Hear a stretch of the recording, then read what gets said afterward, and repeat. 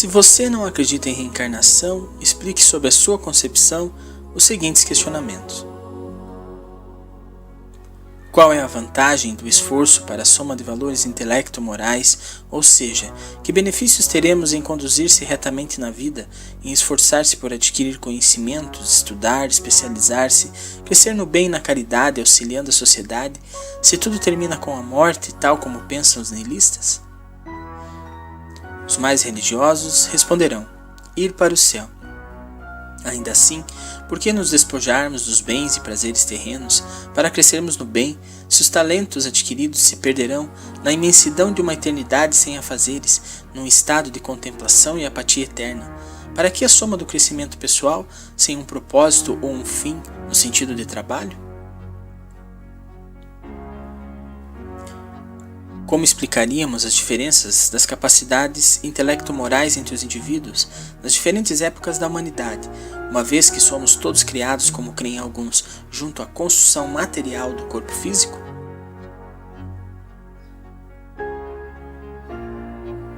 O porquê de indivíduos ricos em talentos, habilidades, enquanto outros há condenados em uma vida de ignorância e quase animalismo? Como explicar a gritante diferença entre o mais selvagem ser humano e os gênios da ciência moderna, como Einstein, por exemplo, que foi reprovado em matemática em seus primeiros anos de estudo, para depois se tornar um dos maiores gênios da humanidade? De onde ele herdou tamanha inteligência?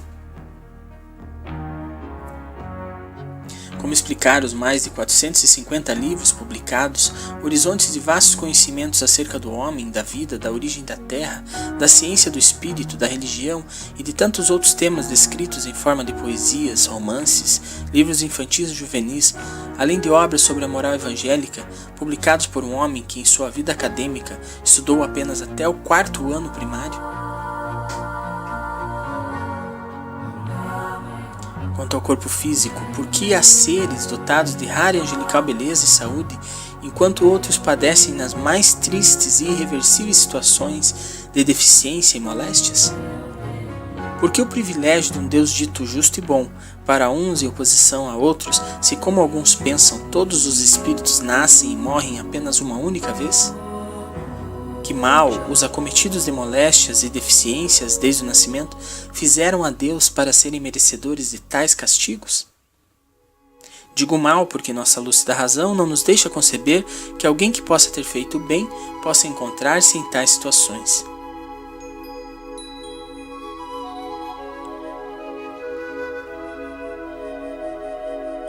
E mais, sob outra vista, um Deus que condena um ser à miséria existencial, sendo que este tem uma única e exclusiva vida, ou poderíamos dizer uma só chance na Terra, seria ele soberanamente justo e bom? Antes, nesta linha de raciocínio, poderíamos concebê-lo um Deus vingativo e punitivo, tal qual acreditavam os povos antepassados.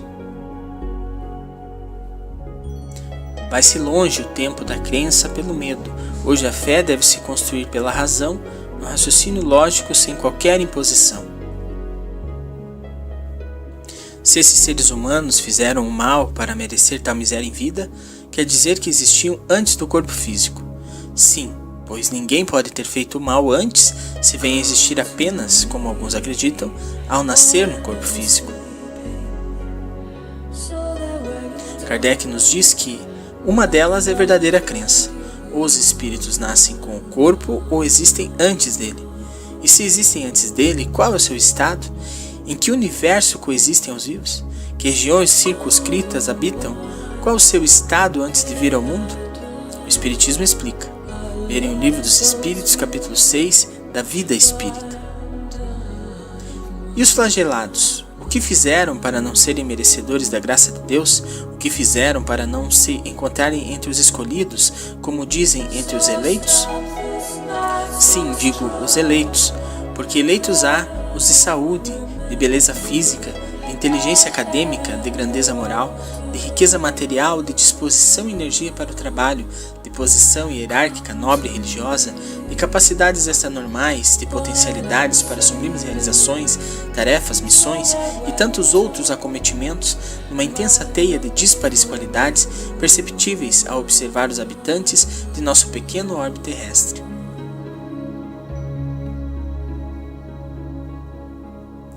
Por que uns são assim, cheios de graças, enquanto outros não? O Espiritismo explica. Ver o Livro dos Espíritos, capítulo 9, da Lei da Igualdade. O Espiritismo explica e nos faz compreender que todos somos criados espíritos simples e ignorantes. Galgamos todas as fases da evolução. Dizem os espíritos que experimentamos no reino mineral a atração, no reino vegetal a sensação, no reino animal o instinto e no reino nominal a razão.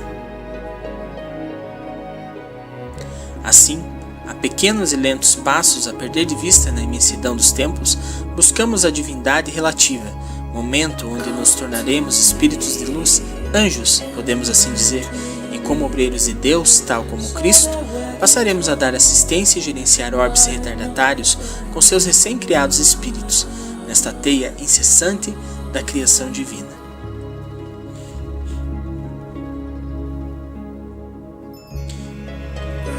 Em O Livro dos Espíritos, nas perguntas 803, 804 e 805, Kardec pergunta e o Espírito de Verdade responde: perante Deus, são todos iguais os homens?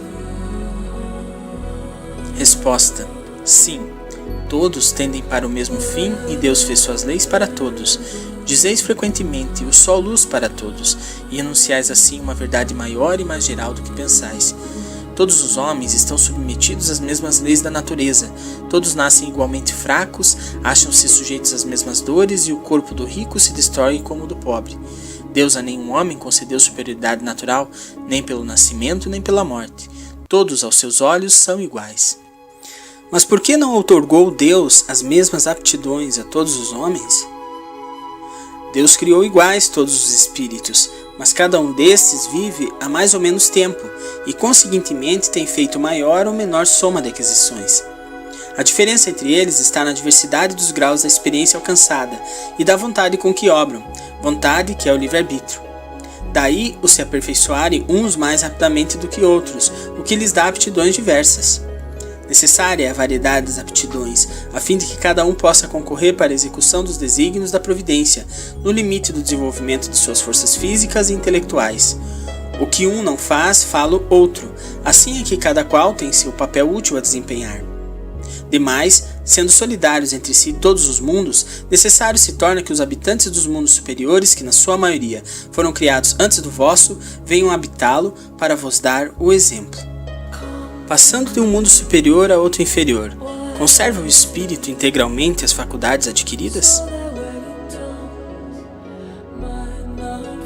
Sim, já temos dito que o espírito que progrediu não retrocede. Poderá escolher no estado de espírito livre um invólucro mais grosseiro ou posição mais precária do que as que já teve, porém tudo isso para lhe servir de ensinamento e ajudá-la a progredir. Assim, a diversidade de aptidões entre os homens não deriva da natureza íntima da sua criação, mas do grau de aperfeiçoamento a que tenham chegado os espíritos encarnados neles. Deus, portanto, não criou faculdades desiguais, permitiu, porém, que os espíritos em graus diversos de desenvolvimento estivessem em contato, para que os mais adiantados pudessem auxiliar o progresso dos mais atrasados, e também para que os homens, necessitando uns dos outros, compreendessem a lei de caridade que os deve unir. Essa soma de aquisições e aprendizados só se faz possível realizar mediante os desígnios de uma das leis da divina providência, que, tal como as outras, não se altera ou titubeia sequer um segundo pelo motivo dos espíritos concebê-la ou não, compreendê-la ou não, acreditar nela ou não. Esta lei, juntamente com as outras, conduzem a marcha de evolução dos espíritos em todo o infinito universo, incluindo a humanidade encarnada e desencarnada de nosso planeta. Esta lei fazia parte dos dogmas dos judeus sob o nome de ressurreição, ainda que as ideias deles sobre este ponto, como sobre muitos outros, não eram claramente definidas, porque apenas tinham vagas e incompletas noções acerca da alma e da sua ligação com o corpo. Criam eles que um homem que vivera poderia reviver sem saberem precisamente de que maneira o fato poderia dar-se. Designavam pelo termo ressurreição o que o Espiritismo mais judiciosamente chamou de a lei das vidas sucessivas, ou da pluralidade das existências.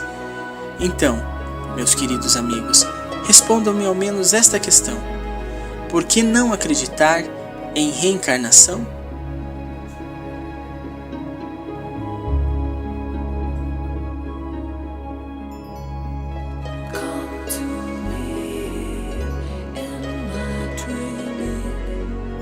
So that wagging tongues might not find you, my love.